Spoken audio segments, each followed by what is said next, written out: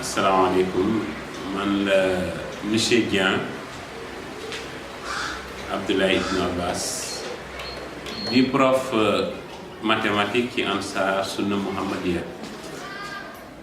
donc bokkoon ci génération bi fi ñëw en 2010 pour sur ordre Gana Sène inspecteur d'académie boobu Oulimata Djiba moo doon DRH ñu domicilier ñu à Aoun Sané envoyé ñu fii pour ñu dimbali école bi transformer ko en école franco-arabe parce que école bi au début c'était une école qui avait ki doon def bagu école élèves yi bu ñu génnee perspective d'avenir bu ñu amoon mooy dem Jordanie jàngi par l'intermédiaire de l'imam coopération bu imam amoon ak éducation nationale Kalidou Diallo promettre ko woon envoyé ko des enseignants yu ko jàppale pour ñu def fi franco-arabe ñun ñoo doon promotion bu njëkk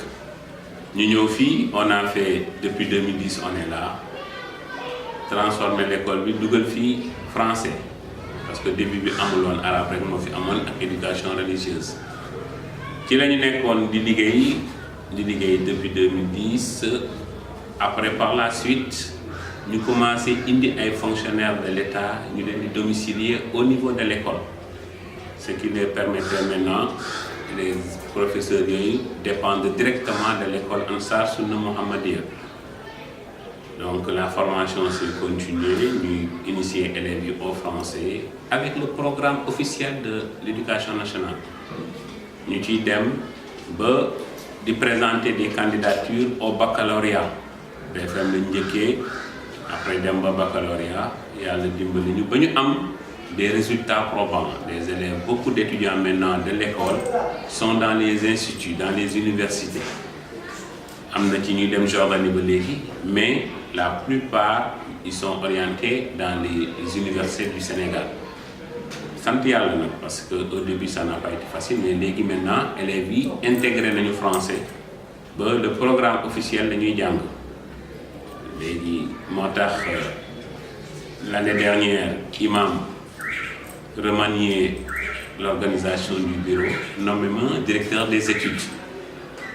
Donc, je suis chargé maintenant de coordonner le travail de tout le côté pédagogique. Alhamdulillah, avec le staff, nous sommes approchés du CODEF. Bon an, mal an, on parvient au moins à avoir des résultats. Amélioration étudiée amna, élèves qui comprendre, objectif atteindre petit à petit, jusqu'à ce que maintenant, visibilité école. Donc, je finirai pas par vous dire que étudiants en reconnaissance avec l'école nous ont mis en contact avec l'extérieur pour nous Wi-Fi lui permettre visibilité école sur le plan international. Partenaires on est en train de discuter pour améliorer le système d'éducation qui est au niveau. Perspective yu bari ba étudiants yi par exemple Arabie Saoudite ñenn ñi Égypte ñu ñuy wax coordination bi ñu mëna am ak les Turcs motax visibilité bi ñu ko bëgg régler. Maintenant nak téwul on a des difficultés.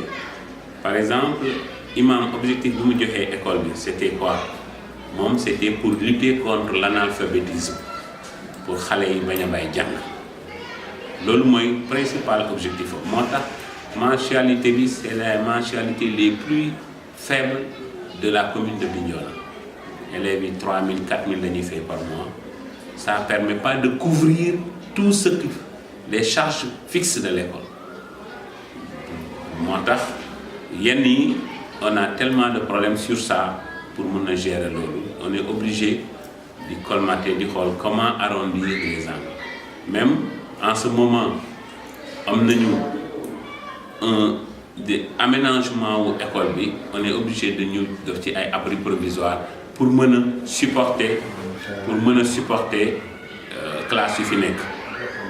Parce que au niveau de l'école ñëpp xam nañ ko on a ñun suñu biir dañu am l'école de l'IEF, l'école primaire de l'IEF FA mu ngi ci biir école bi ñu jox leen presque 6 salles loolu moo ñu obligé ñu def ay abris provisoires mais bon an mal an on en discute avec l'IEF pour xool nan la ñuy def pour améliorer cohabitation bi.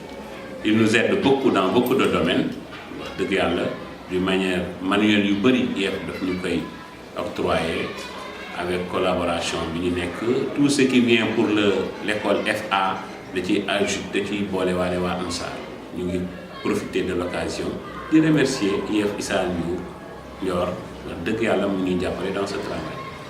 Donc loolu la en grosso modo des na yoon yoo xam ne les arabisants pourront en parler parce que ñoom ñoo yor le côté islam yor le côté religieux waaw et en même temps la langue arabe. Donc suivant genre élèves yi ñuy am di leen yóbbu à l'extérieur ñoom ñoo mën a xam quelles sont les difficultés qu'ils rencontrent là-bas.